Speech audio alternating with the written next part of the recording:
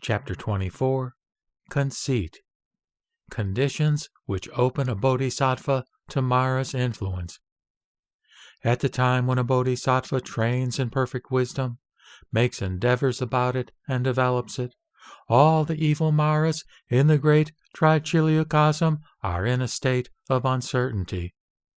Will this bodhisattva prematurely realize the reality limit on the level of disciple or pratyeka Buddha, or will he know full enlightenment?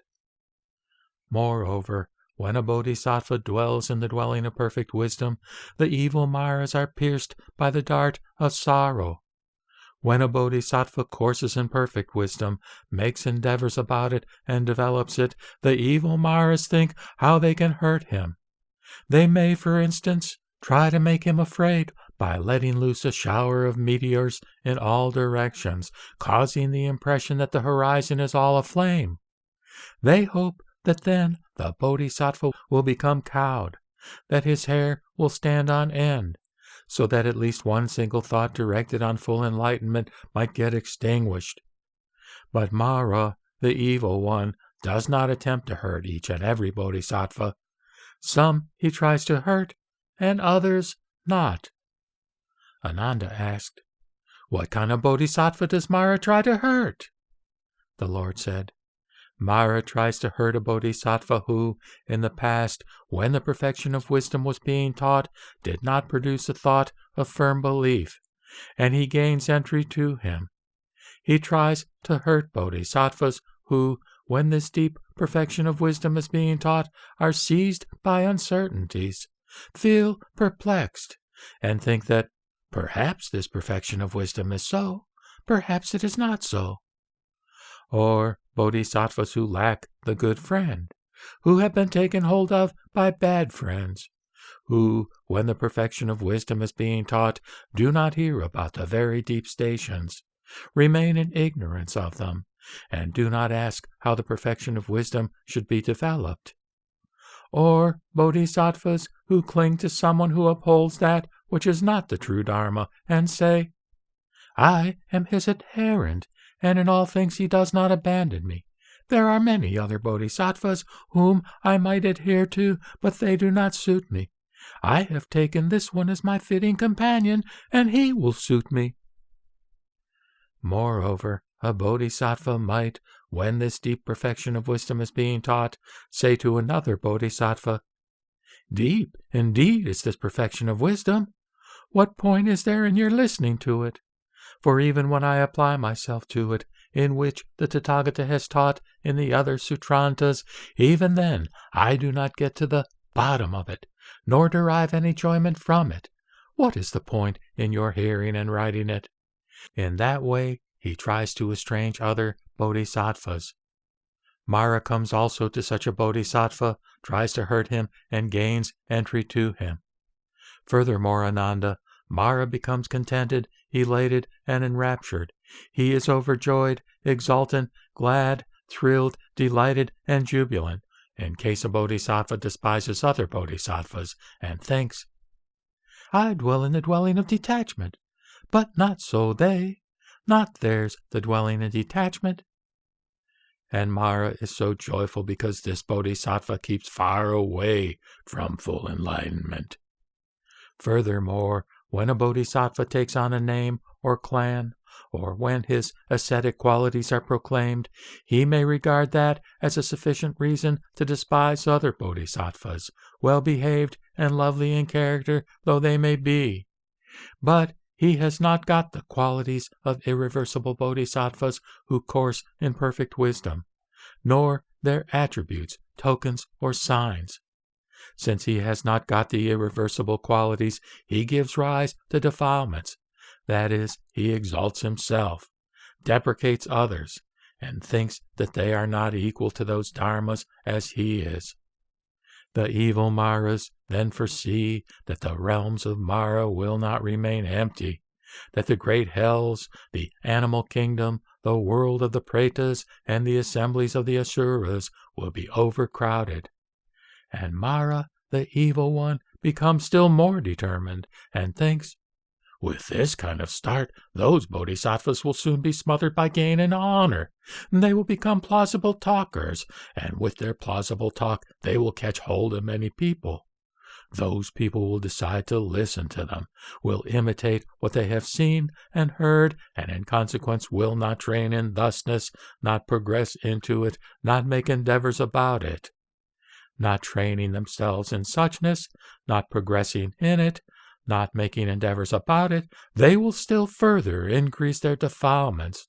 So it will come about that all the deeds of body, voice, or mind which they may undertake with their perverted mentality shall lead them to a rebirth in conditions which are unserviceable, disagreeable, unpleasing, and unpleasant.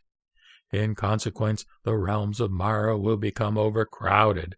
That is, the great hells, the animal world, the world of the Pretas, and the assemblies of the Asuras.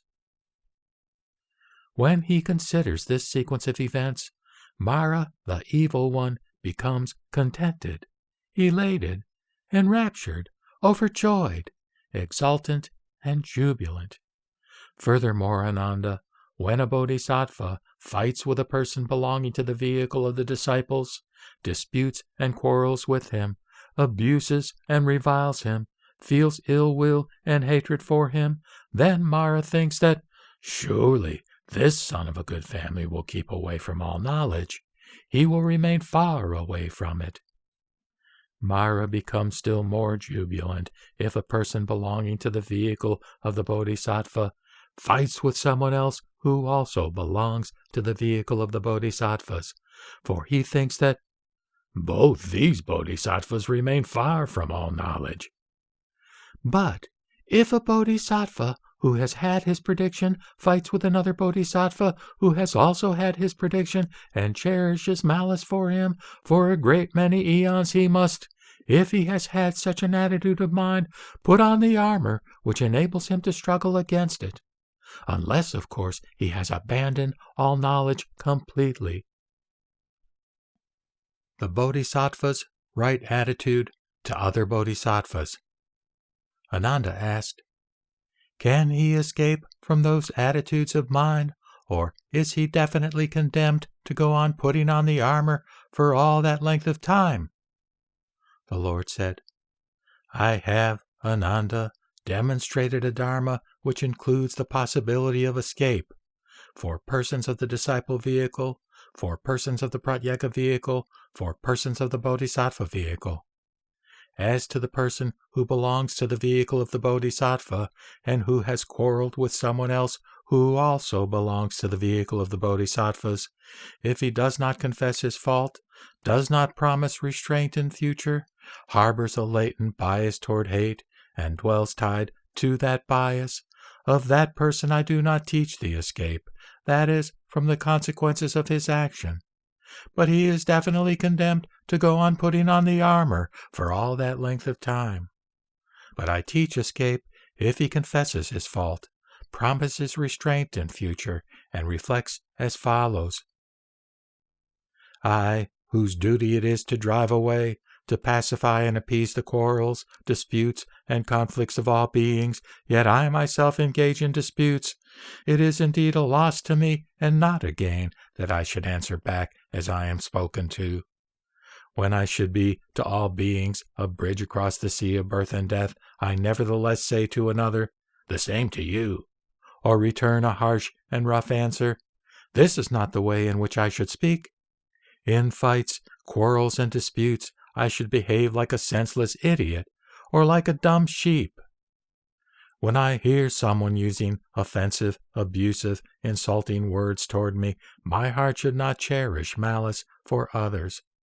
It is not meet and proper for me to perceive the faults of others, or to think that what is being said about the faults of others is worth listening to. For I, since I am earnestly intent on full enlightenment, should not do harm to others. When I should make all beings happy by giving them everything that brings happiness, when I should lead them to nirvana after having won full enlightenment, yet nevertheless I bear ill will. I should not bear ill will, even if against those who have offended against me, and I must avoid getting into a rage, and I must make a firm effort in that direction. Even when my life is in danger, I must not get into a rage, and no frown should appear on my face. Of such a bodhisattva, I teach the escape. This is the attitude which a bodhisattva should adopt toward persons who belong to the vehicle of disciples. Never to get angry with any being. That is the attitude of mind one should adopt toward all beings. What attitude, then, should a bodhisattva have toward other persons belonging to the vehicle of the bodhisattvas? The same as toward the teacher. He should have the attitude that, these bodhisattvas are my teachers. Surely they have mounted on the same vehicle as I, have ascended by the same path, are of like intention with me, have set out in the same vehicle as I. Wherein they should be trained, that is the method by which I should be trained. But if some of them dwell in a dwelling contaminated by the idea of disciples and Pratyeka Buddhas, then I should not do likewise. If, however, they dwell in an uncontaminated dwelling, in mental activities associated with all knowledge, then I also should train as they do.